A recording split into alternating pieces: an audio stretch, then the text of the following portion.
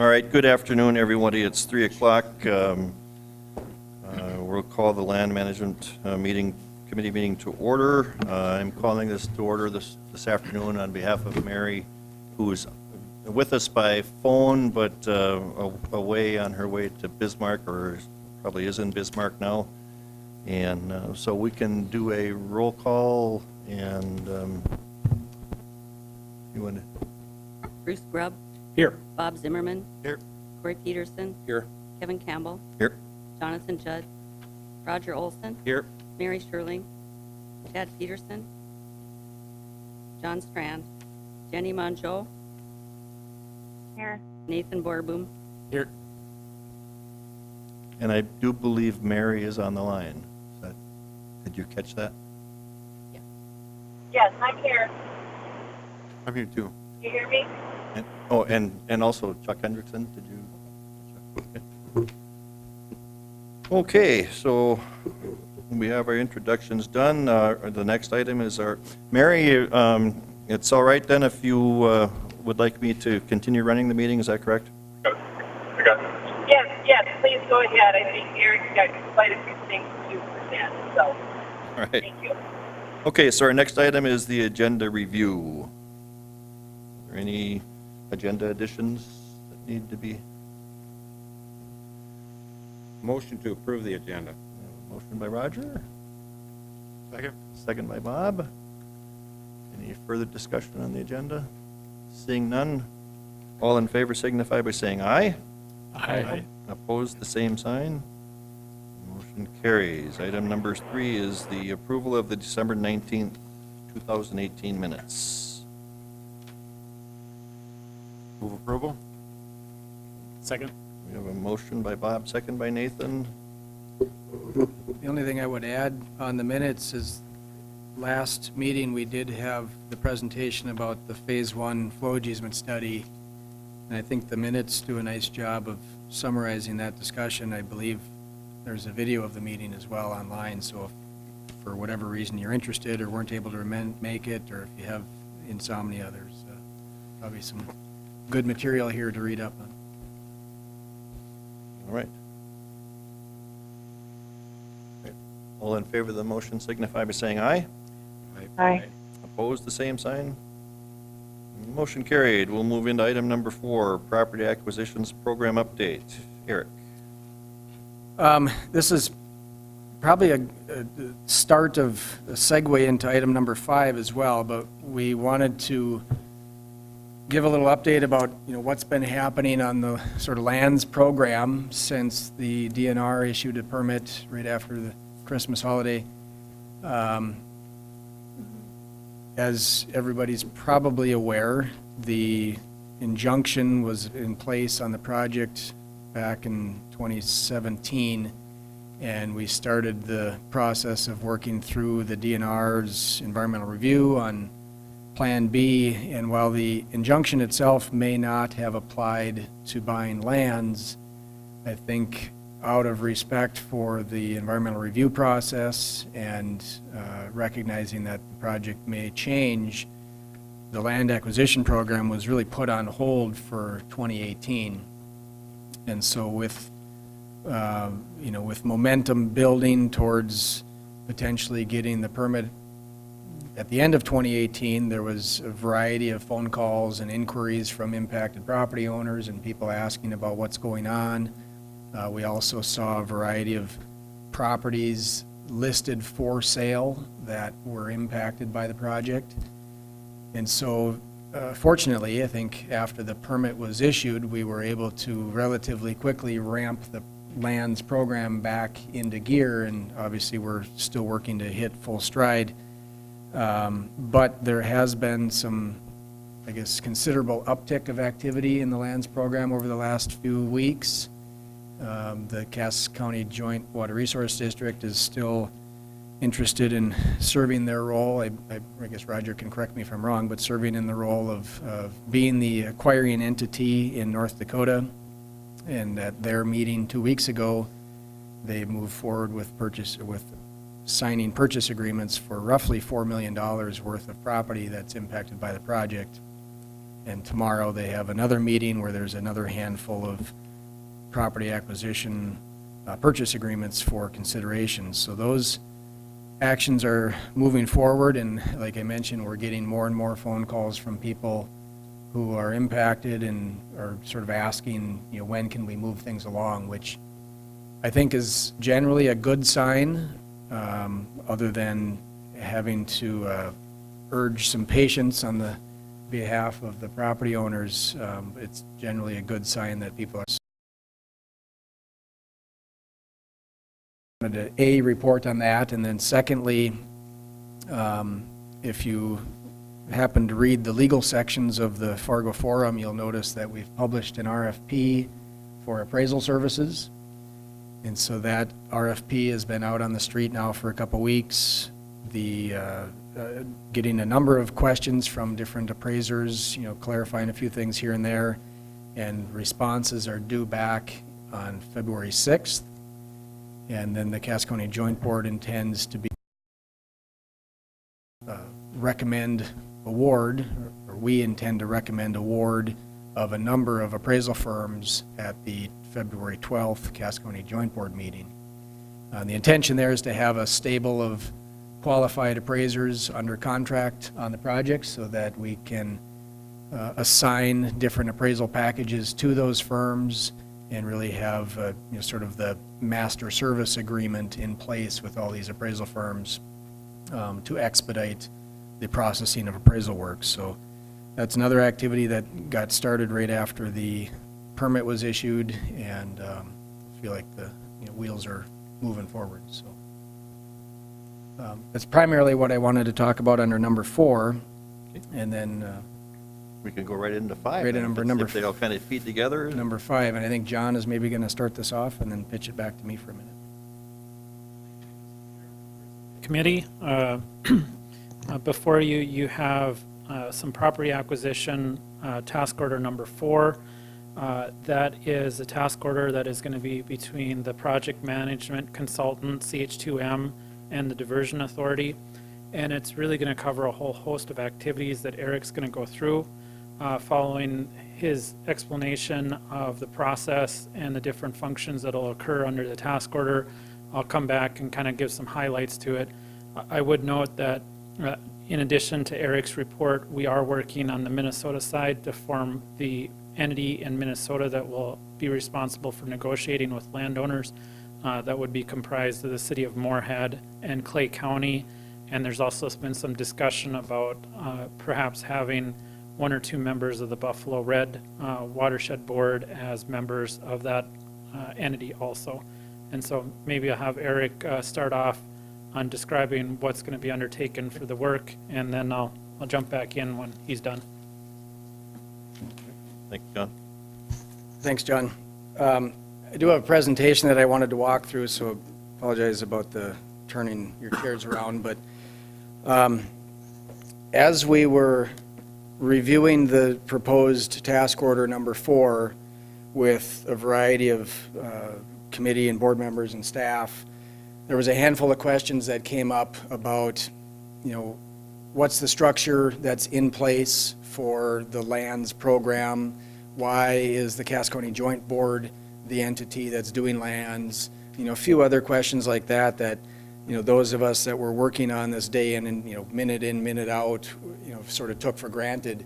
So I thought it was a really good opportunity for us to maybe step back a minute and talk a little bit about how the lands program got stood up and what's the structure in place that we have. And so I laid this out in front of you because I wasn't sure how visible it would be, but this is an org chart that we developed. It's pretty high level, but one of the key questions we had was, what are the key activities that each organization is doing? And so on the top of this org chart, you can see the different member entities that funnel into the Diversion Board of Authority. On the right-hand side, you can see the standing committees, Finance, Land, and Outreach. On the left-hand side, you'll see the core and the state partner entities that are working on the project. And then on the bottom half is sort of a series of blocks of primary consultant groups that are involved in the project in various aspects. And so on the top of that, you'll notice that the Cass County Water Resource District has one seat on the Diversion Authority Board, and they're also responsible for buying land in North Dakota, as well as responsible for the Special Assessment District that was set up a few years ago. The next slide has some ugly orange sort of blocks on there that highlight the components of this org chart that are related to the lands program.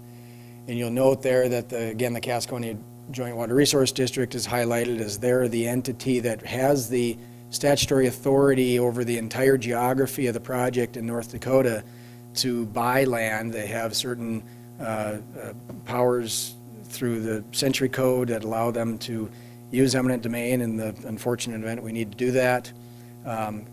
Moving to the right on the top row again, you see that the City of Moorhead and Clay County are highlighted. Those are the entities that are currently discussing forming a joint powers authority for that role of buying land in Minnesota. I understand recently there's been discussions about perhaps Buffalo Red being part of that group as well.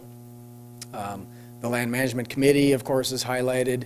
And then on the bottom left, you'll see land acquisition, which we've just generalized as appraisers, land agents and negotiators, and relocation specialists. Those really a suite of different resources. Currently, there's 3 different land agent firms that are under contract to the joint board.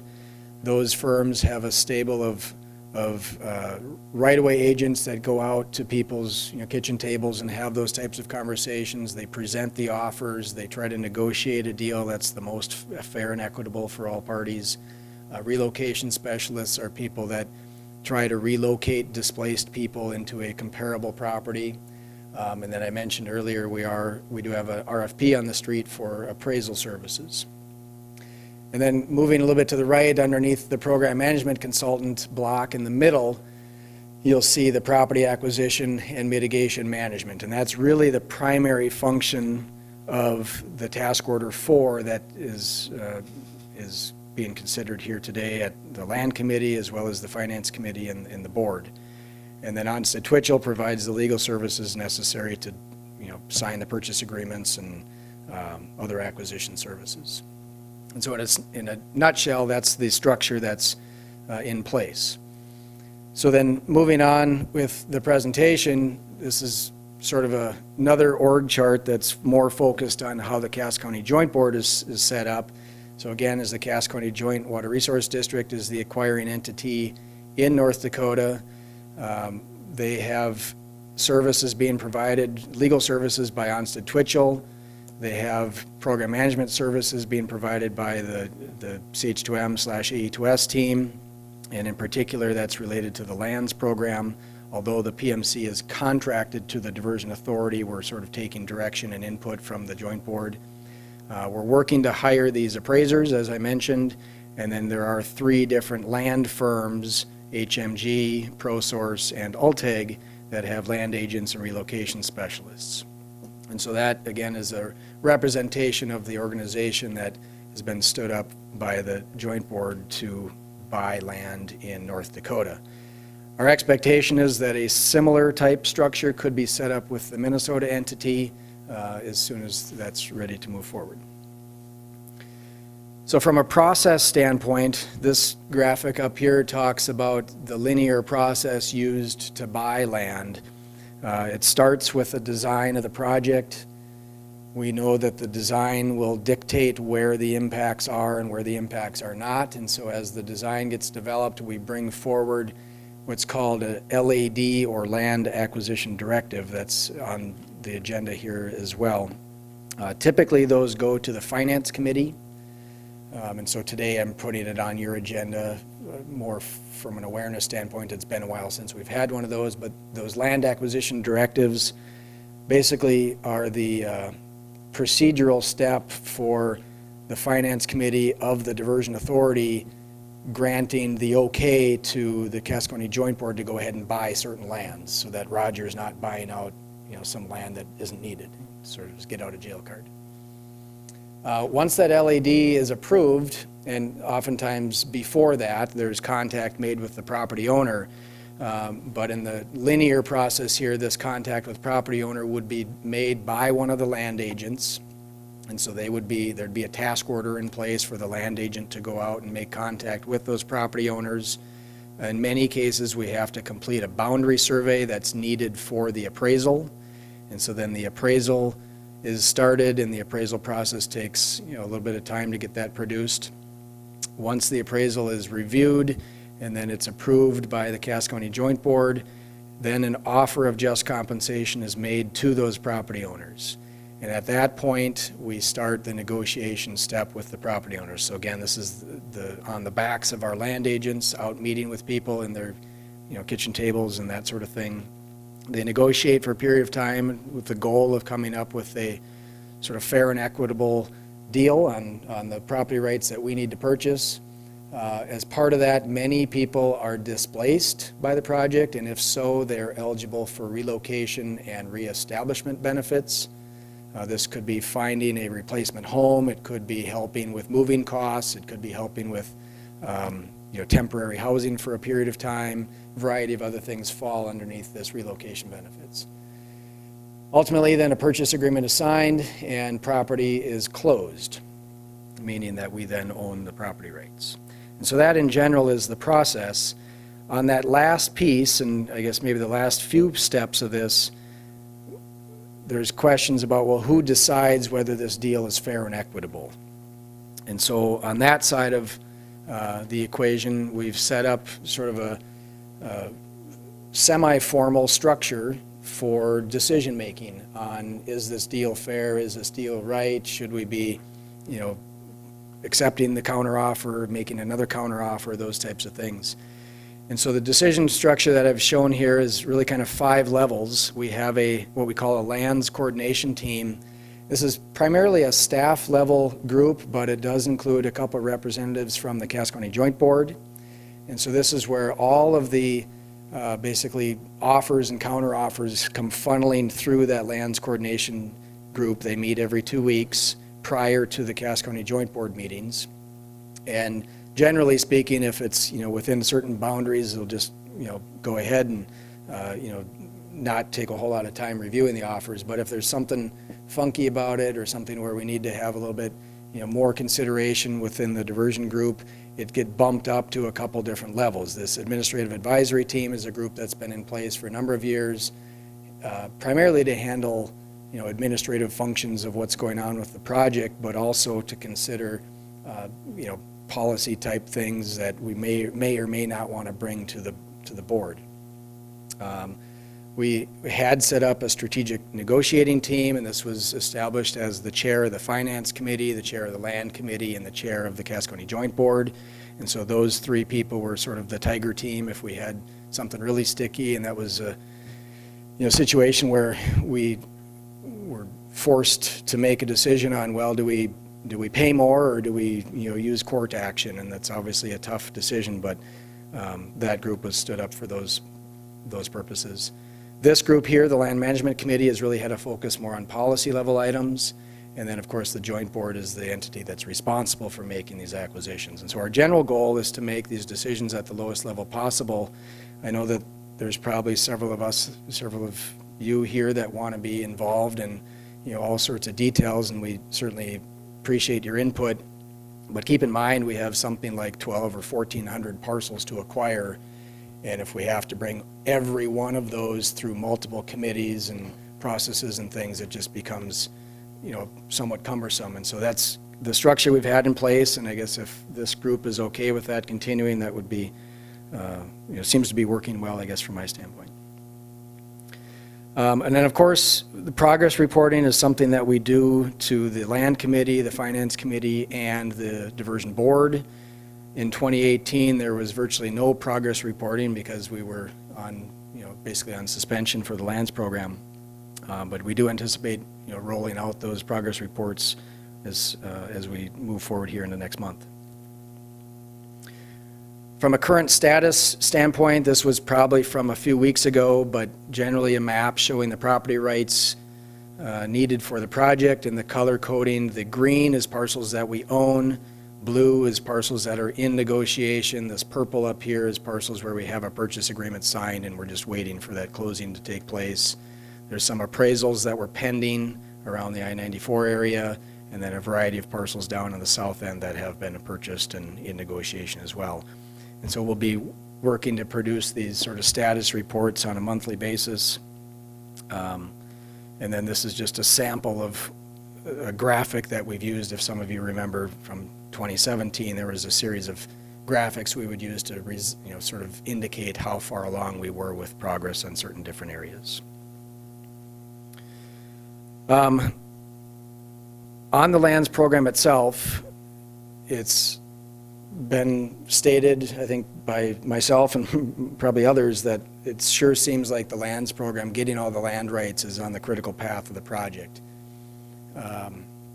We've been encouraged by the governor's task force, by the DNR permit, by Buffalo Red, by the joint board, by a whole variety of people to get out and talk to more people and start working on buying those property rights. And we know that we need the property rights prior to allowing construction.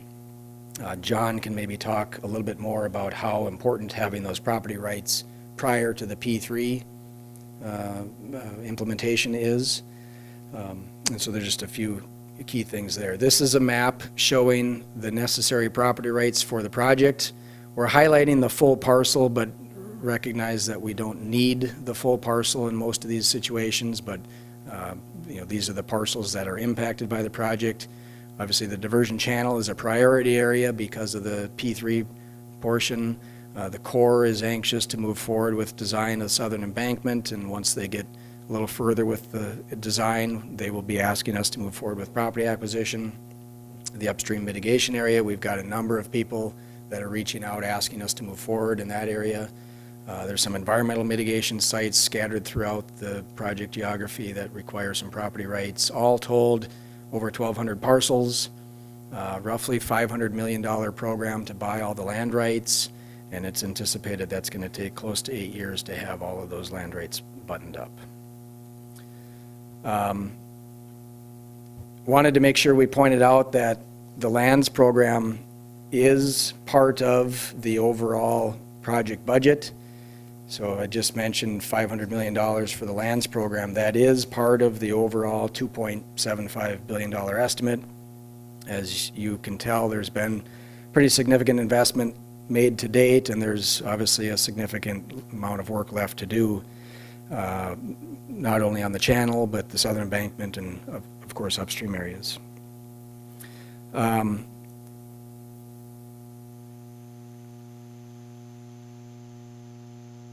I think I'm going to stop there and maybe pitch it back to John to talk a little bit more about the task order. Make sense? Makes sense. Okay. Thank you, Mr. Chair, members of the Land Committee. I'm going to briefly go over the task order 4, which is in front of you, which is probably the most significant task order that this board and then ultimately the Diversion Authority will take up. The task order is quite sizable, and I think one of the keys to take away from this process is that Eric is absolutely right in that lands is a critical pathway to the project. Eric had referred to its impact on the P3 procurement. Having all of the lands in place for the channel prior to the commencement of construction mitigates both the Diversion Authority's risk, so that we have all of the right-of-way accessible to the contractor at the time the contract is awarded, rather than having to be concerned that we may run into an event in which we have to compensate the contractor because we don't have the right-of-way. There's different estimates of savings, but those are in the millions of dollars, probably close to 50 million that you get from savings to have the right-of-way guaranteed for the P3 developer. It's also a mitigation for the Diversion Authority in that you're not risking not having the land available for the contractor. And you may ask, well, why does this mitigate the risks for the contractor? Quite simply, given the large scale of the channel, if one area is inundated by water, or if they want to have a different works program where they construct all the bridges at one time, it allows them to work in multiple areas or relocate equipment due to weather conditions or flooding. And so just briefly covering task order 4, I believe you should have received a copy of it, but one of the critical do-outs of task order 4 will be outreach to impacted property owners. As Eric has said, we've heard from numerous groups. I think most recently, we had a brief meeting on the Minnesota side with a number of representatives from the Buffalo Red Watershed District, and that was one of the issues of, well, why haven't you been out contacting property owners about potential land acquisitions? To be frank, and I think Eric touched upon it, one of the issues surrounding the DNR permitting process was that there was a request that we not pursue land acquisition during the permit application process to the DNR. It wasn't prohibited by the injunction, but it was requested by DNR not to proceed with land acquisition so that they could complete their environmental review process. And so probably one of the critical outcomes early in 2019 will be outreach to all of those landowners and starting that process. I think that will check the box for many of the requests from the different boards to go out and contact property owners. A large component of the task order is the acquisition of all property rights necessary to build and operate the project. So the early acquisitions are going to focus on the right-of-way needed for construction of the actual infrastructure itself, the right-of-way underneath the channel, the right-of-way under the southern embankment, but also taking advantage of opportunistic acquisitions that may occur within the staging area. And ultimately obtaining flowage easements within the staging area for the project. As Eric outlined, we anticipate this to be a 6 to 8 year process, so it's quite a lengthy task order that you're approving. You may ask, how does this impact the relationship that's established between the PMC and the Diversion Authority and the Master Service Agreement between Jacobs and the Diversion Authority, or Jacobs now, or CH2M is now Jacobs. The task order has added some language that it mirrors that in the Master Service Agreement. So in the event that the Master Service Agreement was terminated, the task order would also be terminated. There's also some yearly requirements for meeting with the board regarding budgeting and other issues. And I think Eric went over the process of keeping the board up to date and describing how that process of information flowing from the PMC to the board would work. It also involves management of impacted property mitigation. So as Eric alluded to, determining the valuation of the flowage easement, how much are we proposing to pay landowners to stage water in their property. And maybe just as information, I'm sure everybody knows, but just for the public record, the intent is that the staging area would not have water in it year-round. It would only be staged during the operation of the project, which now, due to the increased flow through town, would only be estimated to be once every 20 years. And the inundation may last 7 to 9 days, and in some places it could be minimal, but the closer you get to the southern embankment, the higher the inundation would be. It would also be the ag mitigation and and once again, this is maintaining a critical path for the project. Irregardless of when the construction contracts are awarded, we need the right-of-way underneath the infrastructure. And so even though we may not be ready to bid out components of the project, having the land in place is a way to mitigate your risk as an entity. The land is in hand. We can rent it out during the short term. We can include within the rental agreements provisions that allow us to award contracts and have access to the contractors. The necessary property rights, and just briefly, I think Eric had went over this also, but we'd be looking at the diversion channel, the southern embankment, the upstream mitigation area, environmental mitigation. This is a huge task. It's approximately 1,200 parcels altogether. I think the update that Eric had provided you, there's about 150 parcels that have been acquired, so we have quite a bit of work ahead of us. The total task order amount is about $500 million to finish the land acquisition, and it's an 8-year time frame. I can certainly answer any questions. The task order has been vetted through both legal, the co-executive directors. I think some of the diversion leadership has also had an opportunity to review the task order. Certainly be happy to answer any questions. I can answer questions regarding the task order. I think Eric can cover the process questions. I did want to note for the Minnesota members that the process that has been developed in North Dakota, the intent is to follow a similar process in Minnesota.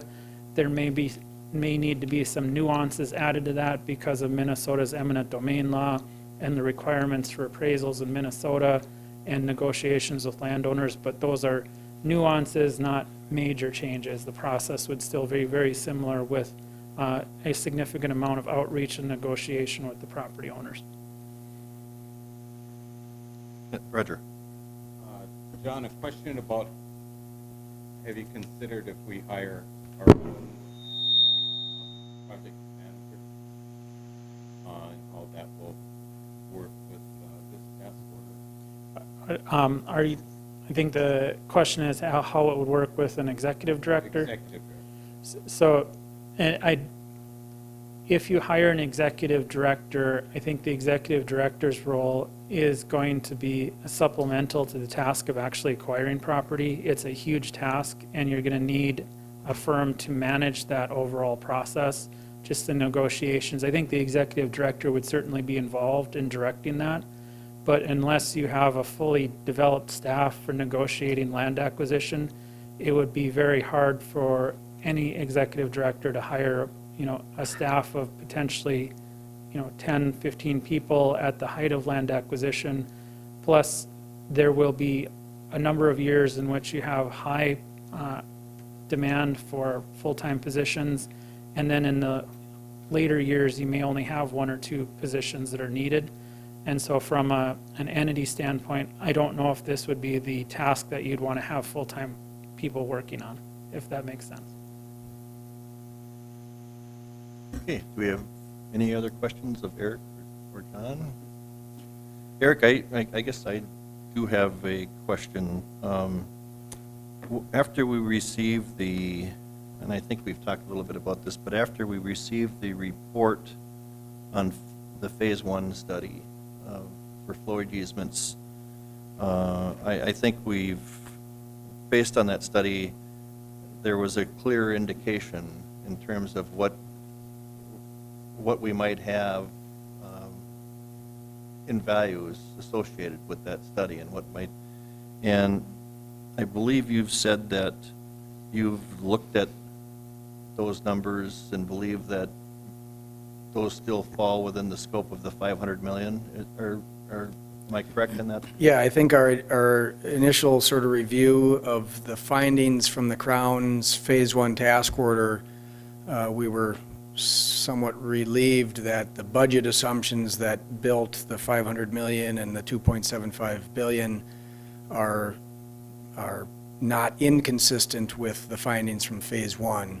I think there will be variations within how all those work, amongst the categories of flowage easements, but in total, we feel pretty comfortable that our budget assumptions are in line with Crown's work. Thank you. And I did want to comment, I really appreciate the flow chart thing that you showed there in terms of how that process works. And just one thing that also keep in mind that all of these things still have to fall within the guidelines of federal requirements, to which haven't been mentioned. Yeah, I should have mentioned that, but thank you for bringing that up. Because we have a federal project, we not only have to follow state laws, but also federal laws, and there's some nuances in there that our attorneys help us navigate through, and the Corps involved with reviewing some of these acquisitions. But absolutely, one of the big things is the Uniform Relocation Act, where we are required to relocate displaced people. So that's one of the keys. And that's included in your flow. Yes. Any other questions to the board members? I know this is going to finance for approval and recommendation. Are you looking for something from this group, or was this an informational? I think we would be looking for a recommendation to move forward, and maybe just a qualification that Eric reminded me of. The task order you're not paying $500 million to the consultant. That's the $500 million is the total, total value of the land acquisition. That's what we're looking at in the total project cost for land. Yeah. So you're looking for a recommendation from this group to move forward as well with task order number 4. Any further discussion on the task order? Anything from our members on the phone? Thank you. Thanks for the presentation. I think that really helps clarify what the process is going forward. We have a small stage, so this is really a good refresher for everybody. We get a lot of calls from folks that are really set in limbo on both sides of the river and want to move forward. So I'm happy to endorse this so we can get moving on these. Thank you, Mary. Okay, so we're being requested to give a thumbs up to this, I think, to move forward with to go forward with along with the recommendation that will probably come from Finance to the full diversion authority. What is this group's wishes? Task order 4. I'll make a motion that we go forward with task order 4, or recommend that we go forward with that. Okay, we have a motion. Do we have a second? Second. We have a second. Motion by Roger, second by Bob. Any further discussion on the motion? Have we been doing just voice votes on these? All right. All in favor of the motion signify by saying aye. Aye. Opposed, the same sign? All right, very good. Motion carried, so that covers that. And then our next item then is the land acquisitions directive. Are we? Yeah, these are in your packet, it should be in front of you at the table. Thank you, by the way. Appreciate the trust in us working for you guys. The land acquisition directives should be on the table in front of you.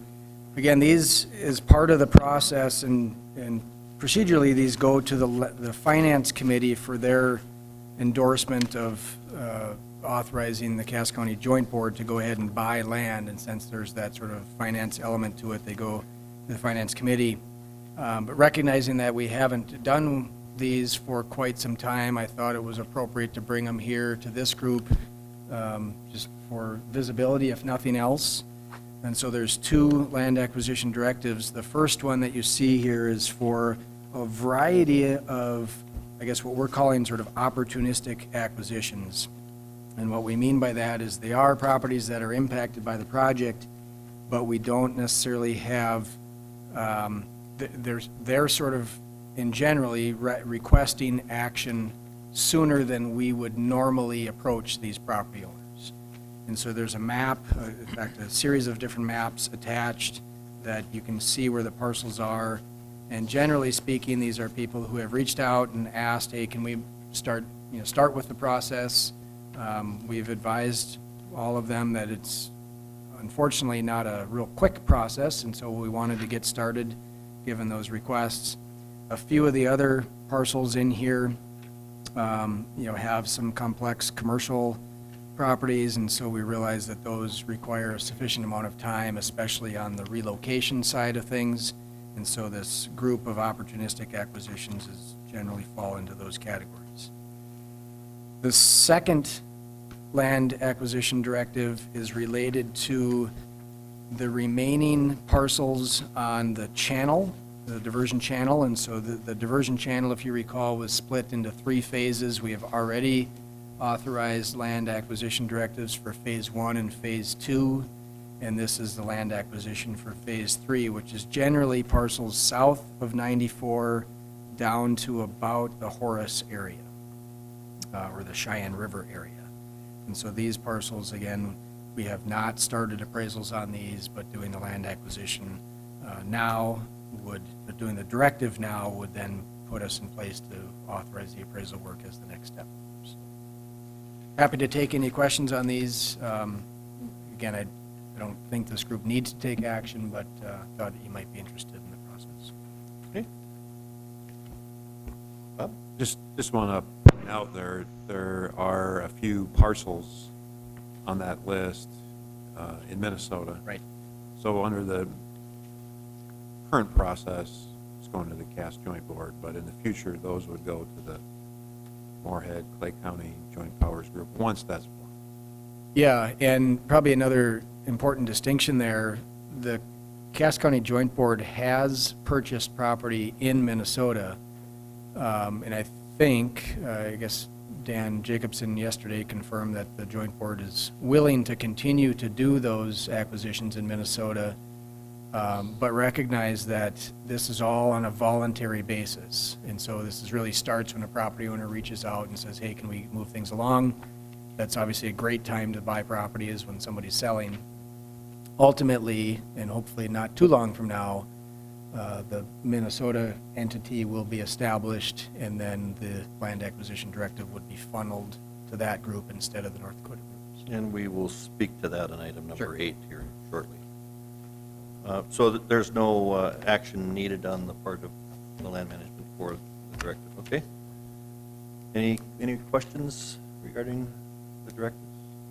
All right, we'll move on then to item number 7, I guess, Joint Board. Roger, do you have? I think, well, Eric did a pretty good job of telling you what the joint board's been up to. We had 4 properties that we looked at our last meeting, and actually okayed the purchase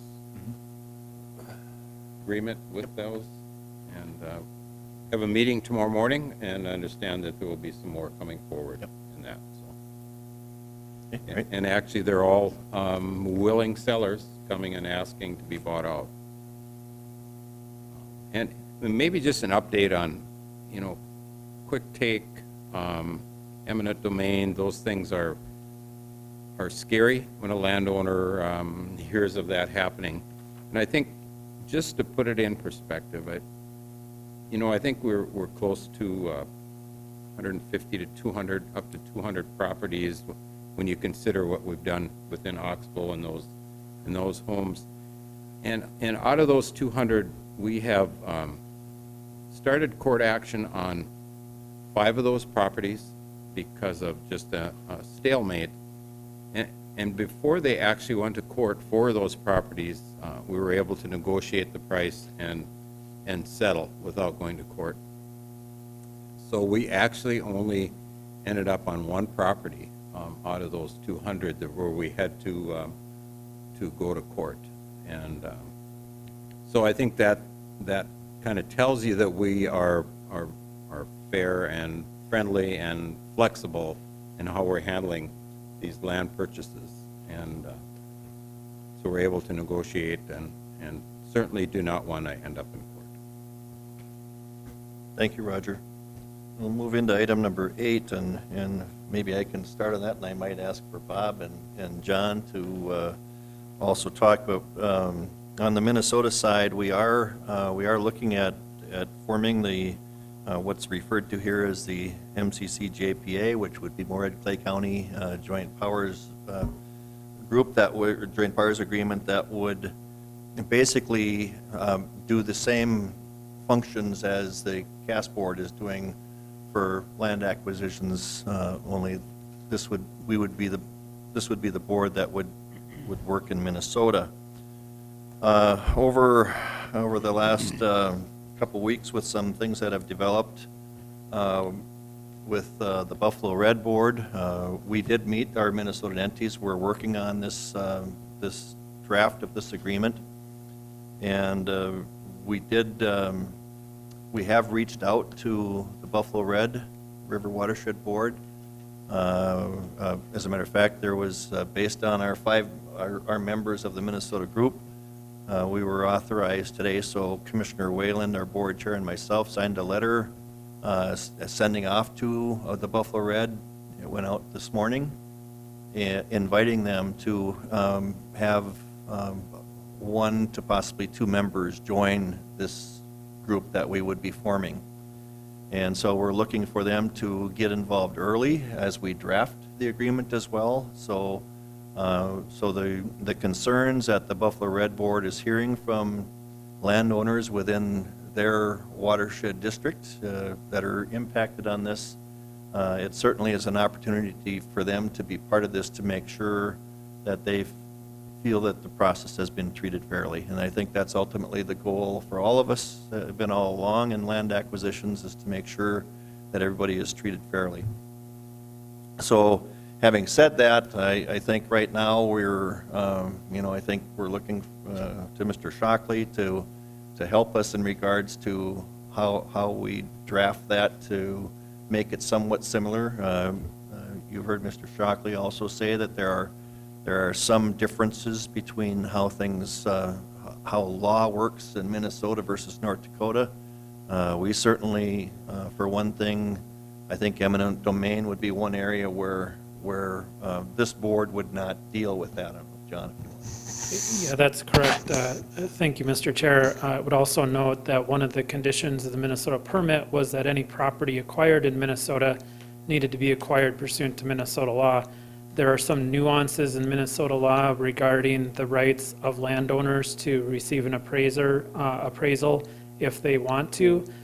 In Minnesota, pursuant to the law, if it is a non-commercial property, they can have an appraisal undertaken on their own, and then there's an opportunity for reimbursement if they undertake an appraisal, and they can get reimbursed from the acquiring entity. There are also some other nuances regarding unique or special properties.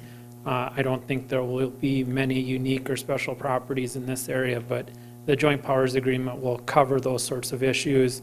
But the entity that's being formed is ultimately there to negotiate the land purchases, and depending upon if they're unable to make a resolution with the property owner that's acceptable and reach agreement, then it would go back to the board that has jurisdiction over the area in order to acquire it by eminent domain. But the goal is to, just like on the North Dakota side, not to have to go to eminent domain. It would be to negotiate with the property owners.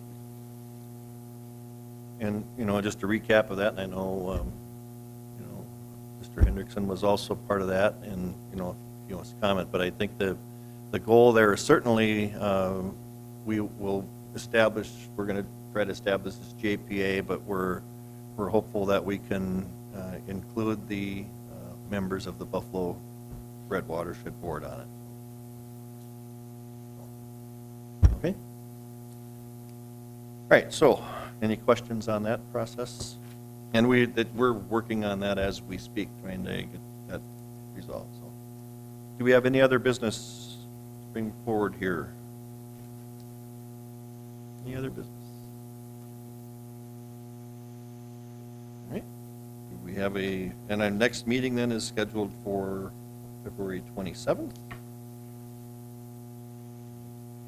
Entertain a motion to adjourn. So moved. All right. We're done. Thank you, Kevin.